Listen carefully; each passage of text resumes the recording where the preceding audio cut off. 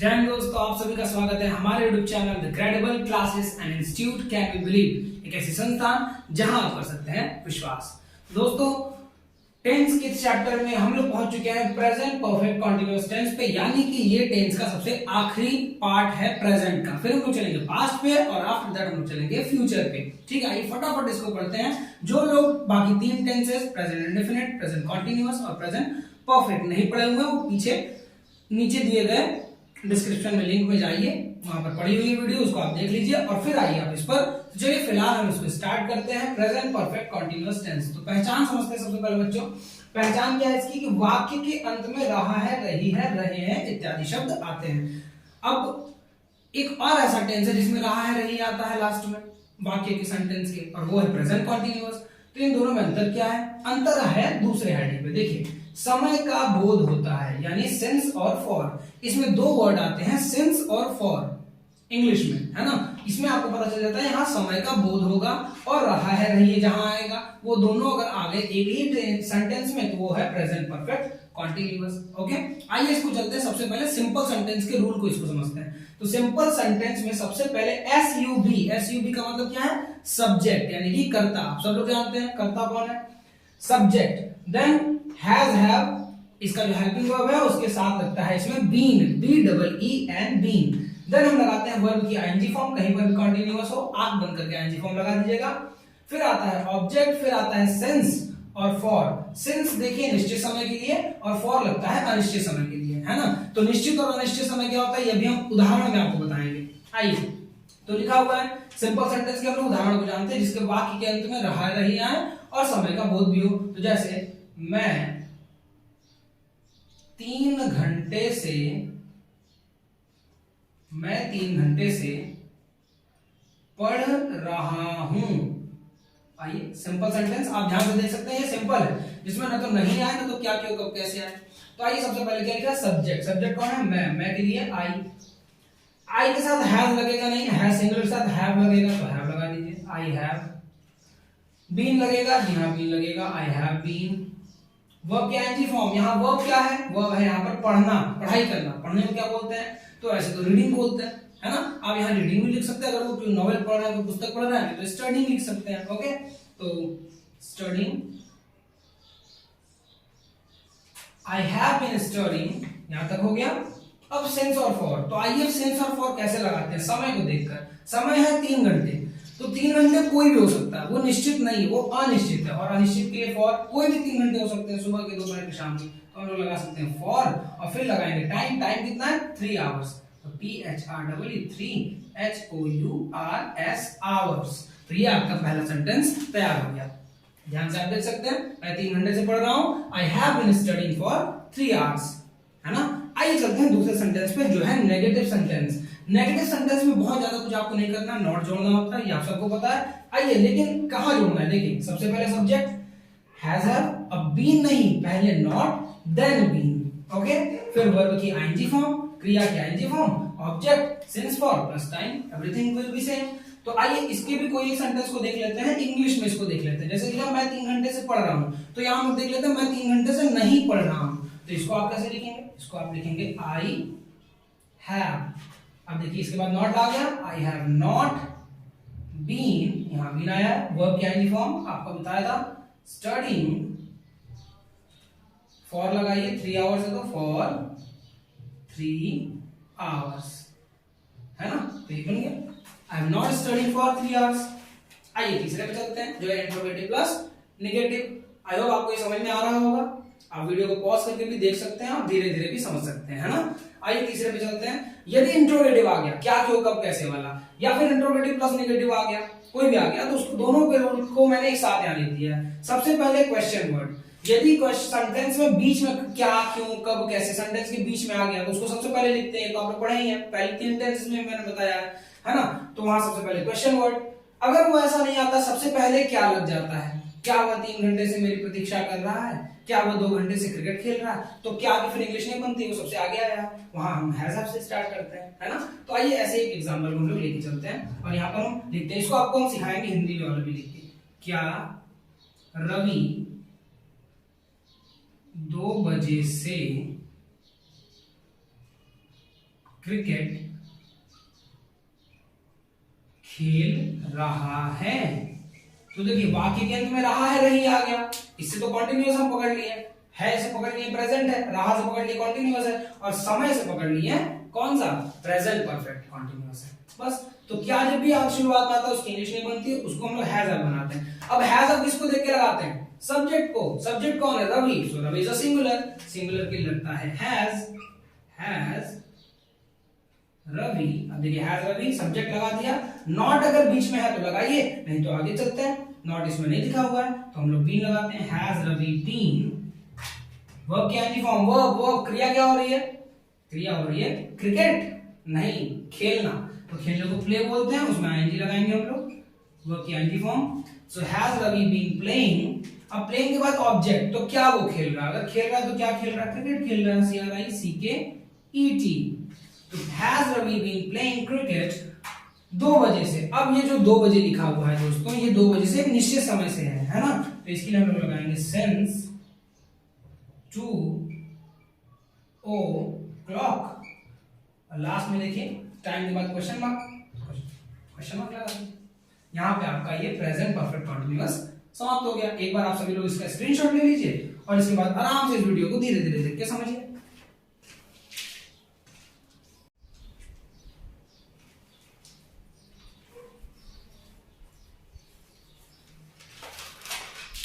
तो आइए हम लोग चलते हैं पास्ट इंडेफिनिट पर। पास्ट इंडेफिनिट सबसे पहला पास्ट का ये वाला होता है, जैसे प्रेजेंट इंडेफिनिट होता है ना, वैसे ही। आइए इसकी पहचान को सबसे पहले समझते हैं। पहचान बहुत ही सिंपल सी है। पहचान कुछ यूं है कि वाक्य के अंत में ता था, ती थी, ते थे। अब बताइए, जैसे वहां पे ता है, ती है, ते है होता था, वैसे यहाँ पर ता था, ती थी, ते थे आता है। और हाँ, ना केवल ता था, ती थी, बल्कि या, ये, ई इत्यादि शब्द, जैसे कल वो मेरे घर आई, पिताजी कल मुंबई गए, तो अगर या, ये सब अगर आ गया तो वो भी पास्ट इंडेफिनिट है ना। लेकिन याद रखिएगा, आए हैं मतलब पिताजी मुंबई से आए हैं, अगर हैं जुड़ गया तो वो पास्ट नहीं है, क्योंकि है किसके लिए लगता है? प्रेजेंट के लिए, फिर वो प्रेजेंट परफेक्ट हो जाता है ना। अगर है नहीं लिखा है या ये लिखा है तो पास्ट इंडेफिनिट है। तो आइए चलते हैं पास्ट इंडेफिनिट के सिंपल पे। बहुत सिंपल है ये। देखिए सबसे पहले सिंपल में सबसे पहले सब्जेक्ट, देन उसके बाद वर्ब की सेकंड फॉर्म। 12 टेंसेस में से एकमात्र टेंस यही है जिसमें वर्ब की सेकंड फॉर्म लगती है। देन ऑब्जेक्ट आपका खत्म हो गया, है ना। तो सिंपल सेंटेंस को आइए हल करते हैं। यहाँ पे जैसे लिखा है रवि घर गया, सिंपल सा लिखा हुआ है। सबसे पहले सब्जेक्ट, तो सब्जेक्ट कौन था? रवि, तो हमने यहाँ रवि लिख दिया, है ना। वर्ब दूसरे नंबर पे, रूल को देख के चलेंगे। वर्ब मतलब होता है क्रिया। क्रिया यहाँ पर क्या दिख रही है? जाने की। गया मतलब जाना, जाने को बोलते हैं गो। लेकिन देखिए गो की सेकंड फॉर्म, तो गो की सेकंड फॉर्म क्या होती है? वेंट। तो रवि वेंट। कहां गया रवि? वेंट कहां गया रवि? ऑब्जेक्ट कहां गया? घर गया। Ravi went home. Done. Ravi went to home भी कभी कभी लोग करते हैं, उसमें कोई दिक्कत नहीं। रवि वेंट होम सिंपल है। अब इसी को आइए दूसरे तरीके से समझते हैं। जैसे पिताजी चॉकलेट लाते थे। अब जो लाते थे ये क्या है? एक हैबिट है, लाते थे। तो इसके लिए ना दोस्तों यूज्ड टू लगता है। देखिए हमने यहाँ लिख दिया है छोटा सा, हैबिट के लिए दोस्तों क्या लगता है? यूज्ड टू लगता है, और वर्ब की फर्स्ट फॉर्म आ जाती है ना। तो आप इसको 2 तरीके से बना सकते हैं। आप इसको ऐसे ही बना सकते हैं, सब्जेक्ट पिताजी मतलब फादर, वर्ब लाने को ब्रिंग का क्या हो जाएगा? ब्रॉट हो जाएगा, है ना। तो फादर ब्रॉट, ऑब्जेक्ट क्या है? चॉकलेट। ये हो सकता है, लेकिन चूंकि ये एक आदत है तो इसके लिए यूज्ड टू लगता है। यूज्ड टू लगा के वर्ब की फर्स्ट फॉर्म, क्योंकि देखिए यूज्ड पहले से ही वर्ब की सेकंड फॉर्म में, तो इसको ऐसे भी लिख सकते हैं, फादर यूज्ड टू। अब यहां पर लाने का ब्रिंग, अब क्या लाना? चॉकलेट। That's it. इसको 2 प्रकार से बना सकते हैं, है ना। मैंने आपको बेस्ट तरीका बताया ताकि आपको कभी कोई भविष्य में दिक्कत ना हो। तो आइए तीसरे पे चलते हैं। आप लोग लाइक का बटन दबाते रहिए, है ना, और वीडियो को शेयर करते रहिए। एग्जाम्स आ रहे हैं, एग्जाम्स हो रहे हैं, तो जिन बच्चों की आवश्यकता है उन तक ये वीडियो पहुंचना चाहिए। तो कृपया करके इसको ढेर सारा शेयर करें और लाइक करें। आइए चलते हैं नेगेटिव सेंटेंस पे। नेगेटिव सेंटेंस पे हल्का सा ये थोड़ा सा यहाँ पर चीजें इधर उधर होती हैं, वो भी आपको समझना है अच्छे से। सबसे पहले सब्जेक्ट लगाना है। अब यहाँ सब्जेक्ट के बाद वर्ब आ जाता है, जो कि हेल्पिंग वर्ब कहलाता है। ये भी एक वर्ब है ना, हेल्पिंग वर्ब। वो डिड है इसमें। डिड के बाद यदि नॉट है, नेगेटिव है तो नॉट रहेगा, नॉट। अब यहाँ वर्ब की सेकंड फॉर्म नहीं, वर्ब की फर्स्ट फॉर्म, क्योंकि डिड जो है वो पहले से ही सेकंड फॉर्म में है, डू का डिड और ये हेल्पिंग वर्ब है, तो यहाँ पे वर्ब की फर्स्ट फॉर्म हो गई, देन ऑब्जेक्ट हो गया। आइए एग्जांपल के माध्यम से समझते हैं। मोहन आज विद्यालय नहीं गया। अब देखिए वाक्य के अंत में या ये यहाँ पे आ गया, बीच में नहीं भी आ गया, है ना। मोहन आज विद्यालय नहीं गया। आइए इसको सॉल्व करते हैं। सबसे पहले सब्जेक्ट में कौन है? मोहन, है ना। अब डिड और नॉट, तो नॉट है ही, जी हाँ, तो डिड नॉट लगा दीजिए। Mohan did not. क्रिया क्या है? वर्ब क्या है? वर्ब है जाने का, गया, जाना, स्कूल, है ना, विद्यालय। तो जाने को क्या बोलते हैं? गो बोलते हैं। तो क्या वेंट लगाएंगे? नहीं सर, वेंट नहीं लगाएंगे, क्योंकि वर्ब की फर्स्ट फॉर्म लगानी है यहाँ पे, है ना। गो हो गया। अब यहाँ पर ऑब्जेक्ट आ गया। कहाँ गया? कहाँ नहीं गया? Mohan did not go to school. School नहीं गया। जाओ भैया मोहन स्कूल जाओ, बहुत जरूरी है, बहुत दिनों बाद स्कूल खुल रहा है। आइए ये वाला भी आपको समझ में आ गया होगा। अब हम चलते हैं इंट्रोगेटिव, या फिर इंट्रोगेटिव प्लस नेगेटिव आ जाए तो कैसे इसको सॉल्व करेंगे, है ना। आइए समझते हैं। सबसे पहले क्वेश्चन वर्ड यदि बीच में आ गया, क्या, क्यों, कब, कैसे, तो सबसे पहले उसको उतारेंगे, फिर डिड लगाएंगे। अगर ये नहीं आया बीच में और आगे क्या आ गया, तो कोई बात नहीं, डिड से स्टार्ट कर देंगे अपना सेंटेंस, ओके। फिर सब्जेक्ट, नॉट है तो नॉट, वर्ब की फर्स्ट फॉर्म क्योंकि यहाँ डिड लग चुका है, फिर ऑब्जेक्ट, फिर क्वेश्चन मार्क। आइए इसको समझते हैं। एग्जांपल के माध्यम से, तुम आज मेरे घर क्यों नहीं आए। देखिए वाक्य के अंदर या आइए, ये पकड़ लिए, क्यों और नहीं दोनों आ गया। तो क्यों एक हेल्प क्या है? क्वेश्चन वर्ड है, यानी इंट्रोगेटिव सेंटेंस है, और नहीं एक नेगेटिव सेंटेंस, यानी ये वाला आ गया, है ना। आइए इसको समझते हैं। बीच में क्यों आया है, तो सबसे पहले उसकी इंग्लिश देखिए। क्वेश्चन वर्ड मैंने यहाँ लिखा भी है, तो क्वेश्चन वर्ड क्यों को क्या बोलते हैं? व्हाई। ठीक, यहाँ पर डिड लगा है, डिड लगा दीजिए।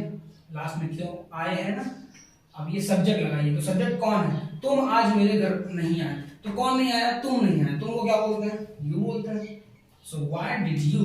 अब देखिए सब्जेक्ट के बाद नॉट है, इसमें भी नॉट है, यहाँ नॉट है तो नॉट लगा दीजिए। Why did you not. क्रिया क्या हो रही है? आने की। क्रिया क्या हो रही है? आने की। Come. Why did you not come to.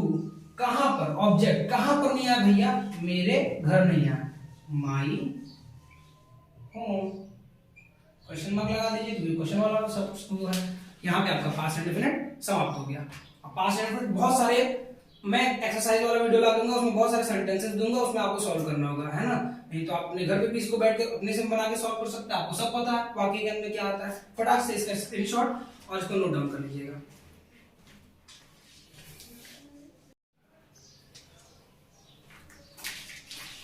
तो अब हम लोग चलेंगे पास्ट कॉन्टिन्यूअस के टेंस पे। यहां पर आप देखेंगे पहचान वाक्य के अंत में रहा था, रही थी और रहे थे। जैसे प्रेजेंट कॉन्टिन्यूअस में रहा है, इसमें रहा था, ठीक है।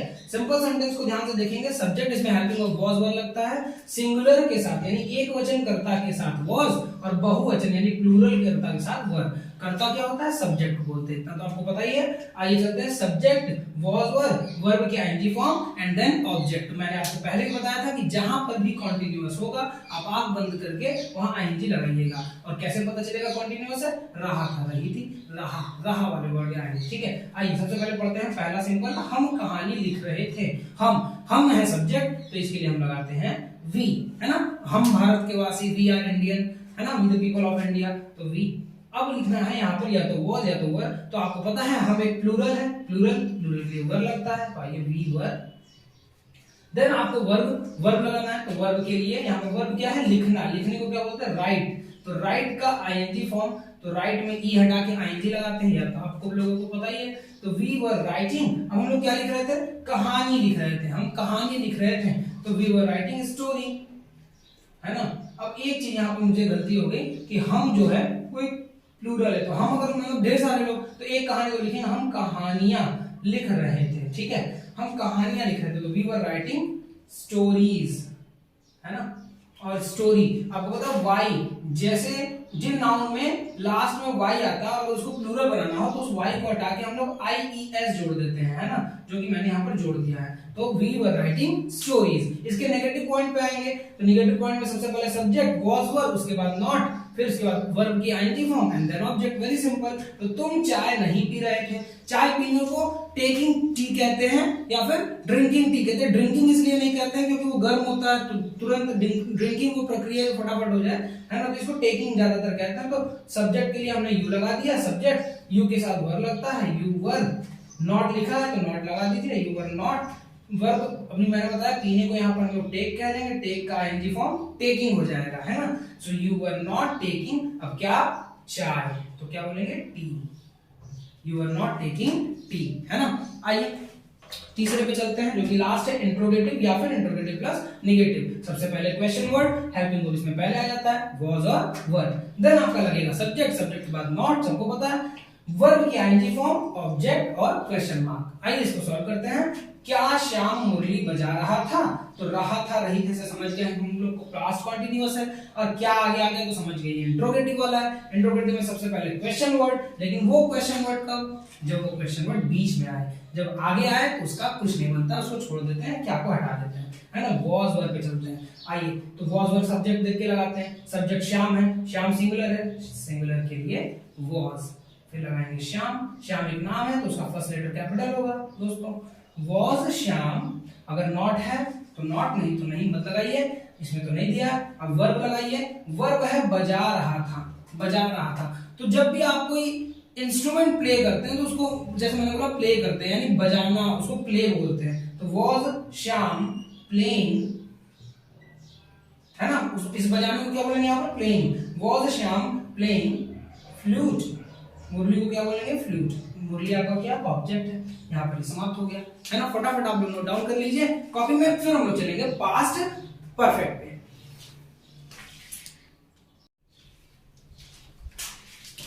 चलिए हम लोग चलते हैं पास्ट के तीसरे टेंस पे जिसका नाम है पास्ट परफेक्ट टेंस, है ना। इसकी पहचान को समझते हैं। वाक्य के अंत में चुका था, चुकी थी, चुके थे, या फिर या था, ये थी, ये थे इत्यादि शब्द आ सकते हैं, याद करिए। या फिर वीडियो को देखिए, प्रेजेंट परफेक्ट में भी कुछ ऐसा ही था, बस चुका था की जगह चुका है, चुकी है, वो अपना काम कर चुका है, तो ये प्रेजेंट परफेक्ट है। यस, और अगर लिखा है वो अपना काम कर चुका था तो ये कौन सा है, तो ये पास्ट परफेक्ट है। आइए चलते हैं इसके सिंपल सेंटेंस में। इसमें हेल्पिंग वर्ब हैड लगता है, जैसे प्रेजेंट परफेक्ट में क्या लगता है हैज और हैव, सिंगुलर के लिए हैज, प्लूरल के लिए हैव, लेकिन इसमें केवल एक लगता है, वो है हैड केवल। ओके, आइए समझते हैं। सबसे पहले सब्जेक्ट, फिर हैड, वर्ब की थर्ड फॉर्म जैसा कि उसमें भी था, और ऑब्जेक्ट। ठीक, आइए इसके दो एग्जांपल्स को सॉल्व करते हैं हम लोग फटाफट। लिखा है वह अपना हाथ धो चुका था, तो वाक्य के अंत को हम लोग देखेंगे चुका था, अच्छा चुका था यानी प्रेजेंट पास्ट परफेक्ट टेंस। तो आइए सबसे पहले सब्जेक्ट ही, ओके। अब हेड देखिए यहाँ पर हैड, अब क्रिया क्या हो रही है, क्रिया हो रही है धोने की, है ना, हाथ की नहीं धोने की। हाथ धोना दोनों एक साथ है, लेकिन यहाँ क्रिया धोने की, तो धोने को वॉश बोलते हैं हम लोग। इसमें थर्ड फॉर्म इसका ईडी लगा दीजिए, वॉश हो जाएगा। तो क्या अपना हाथ, अपने को हिज बोल दीजिए, क्योंकि जो सब्जेक्ट होता है उसका ही सेकंड फॉर्म अपना के लिए यूज होता है। अगर यहाँ पे लिखा होता कि सरिता अपना हाथ धो चुकी थी, या सीता अपना हाथ धो चुकी थी, या मोहित अपना हाथ धो चुका था, तो लड़का होता तो लड़के के लिए मोहित लगा के यहाँ पे हिज ही लगाते हैं, क्योंकि मोहित के लिए ही लगता है। और अगर कोई लड़की होती तो यहाँ पर हर लगाते हैं, है ना। अपना अगर आपको सीखना है तो जो भी सब्जेक्ट है उसका सेकंड फॉर्म, उसका सेकंड पर्सन लिख दीजिए, ठीक है। दे है तो दियर लिख दीजिए, वी है तो अवर लिख दीजिए, लाइक दैट। यहाँ ही है तो हिज लिखा, ही हैड वॉश्ड हिज, तो क्या हैंड्स, खत्म हो गया, वो अपना हाथ धो चुका था, है ना। आइए चलते हैं। सरिता गाना गा चुकी थी, सरिता गाना गा चुकी थी, ये भी सिंपल सेंटेंस। तो सरिता का सरिता, सब्जेक्ट बाद हैड, तो सरिता हैड, क्रिया क्या हो रहा है गाने की, जो गाना उसको सिंग, सिंग का थर्ड फॉर्म सिंग, सैंग और संग, तो थर्ड फॉर्म संग होता है SUNG, तो सरिता हैड संग अ सॉन्ग। अब एक गीत भले हमने लिखा हो, लेकिन एक बार में आदमी एक ही गीत गाता है, इसलिए सिंगिंग सॉन्ग के लिए अ सॉन्ग अपने आप लग जाता है, ठीक है, उसके लिए आप टेंशन ना ले। आइए तीसरे सेंटेंस पे चलते हैं जो कि है नेगेटिव का। नेगेटिव में कुछ नहीं करना, बस हैड के बाद नॉट लगाना है, ठीक है। तो सबसे पहले सूरज, तो सूरज लिख देते हैं। अब दो स्पेलिंग होती है, SOORAJ और SURAJ, उसमें आप लोग परेशान मत होइएगा, ठीक है, जो जैसे लिखता है। तो सूरज का सूरज हो गया, सूरज आज दुकान नहीं आया था। देखिए यहाँ पर आया, या था, आई थी, यहाँ चुका चुकी, यहाँ या था, आई थी आ गया, इससे आप पहचान लेंगे, ठीक है। तो सूरज हैड लगा दीजिए, हैविंग वर्ब, देन नॉट लगा दीजिए, सूरज हैड नॉट। क्रिया हो रही है आने की, तो कम ही होता है, COME, है ना, कम, केम, फिर से कम, ठीक, तो कम हो गया। फिर सूरज हैड नॉट कम, कहां पर, ऑब्जेक्ट कहां पर, दुकान, तो दुकान को क्या बोलते हैं शॉप। और आज लिखा है, ये सब हमेशा लास्ट में लिखते हैं, टुडे, टुमारो, yesterday, क्लास में सूरज had not come to shop today. आइए चलते हैं इंट्रोगेटिव पे। इंट्रोगेटिव का बड़ा सिंपल सा फंडा है, क्वेश्चन वर्ड है ना, प्रश्नवाचक शब्द अगर बीच में आए तो सबसे पहले, फिर उसके बाद हेल्पिंग वर्ब जिसको हैड बोलते हैं इसमें, तो हेल्पिंग वर्ब इसको बोलते हैं, फिर सब्जेक्ट अगर नॉट है तो नॉट, देन वर्ब की थर्ड फॉर्म जैसा कि यहाँ और यहाँ पे भी लग रहा था, फिर ऑब्जेक्ट, फिर लास्ट में क्वेश्चन मार्क। दो एग्जांपल्स मैंने इसमें आपको समझाया है, जैसे क्या वह चिड़ियाघर गया था, तो या था ही थी आ गया। क्या जब भी शुरुआत में होती है इसकी इंग्लिश नहीं बनाते, उसकी जगह हेल्पिंग वर्ब लगाते हैं। हेल्पिंग वर्ब कुछ भी लग जाएगा, क्योंकि कुछ भी रहे हेल्पिंग वर्ब एक ही है, हैड, तो कोई भी आपका सब्जेक्ट रहे इसमें हैड ही लगेगा आगे, तो उसमें टेंशन नहीं। सब्जेक्ट क्या है, वह के लिए ही, शी भी लगता है, लेकिन अगर यहाँ लिखा होता गई थी, क्या वो चिड़ियाघर गई थी, है ना, तो हैड ही। अब ही के बाद नॉट, नॉट तो कहीं लिखा नहीं है, वर्ब पे आई है, जाने को क्या बोलते हैं, गो, गो का थर्ड फॉर्म क्या होता है, देखिए हमें थर्ड फॉर्म यूज करना है, गो का gone, had he gone to, कहां पर, ऑब्जेक्ट कहां पर, चिड़ियाघर, तो जू बोलते हैं, क्वेश्चन मार्क लगा दीजिए, हैड ही गॉन टू जू, that's it. Last sentence, Mohan यहाँ कब आया था, ध्यान से देखिए, या था ही थी, मोहन यहाँ कब आया था, अब कब ये क्वेश्चन वर्ड है और बीच में आया है, तो सबसे पहले इसको लिखेंगे, ये लिखते हैं, कब को बोलते हैं व्हेन, व्हेन लिख दिया, हेल्पिंग वर्ब लगाया, हैड है, सो व्हेन हैड। अब सब्जेक्ट कौन है, subject Mohan, Mohan, when had Mohan, क्रिया क्या है, आने की, तो यहाँ पर कम ही लगेगा, COM, व्हेन हैड मोहन कम, कहां पर, यहाँ, यहाँ को बोलते हैं हियर, वहां को बोलते हैं देयर, है ना, वहां देयर, यहाँ हियर, तो ये क्वेश्चन मार्क लगा दिया, खत्म हो गया। सब थोड़ा सा स्क्रीनशॉट लीजिए और रूल्स को हमेशा याद रखिए, और जितना हो सके इस सेशन को जल्दी जल्दी लाइक कीजिए और शेयर करते रहिए।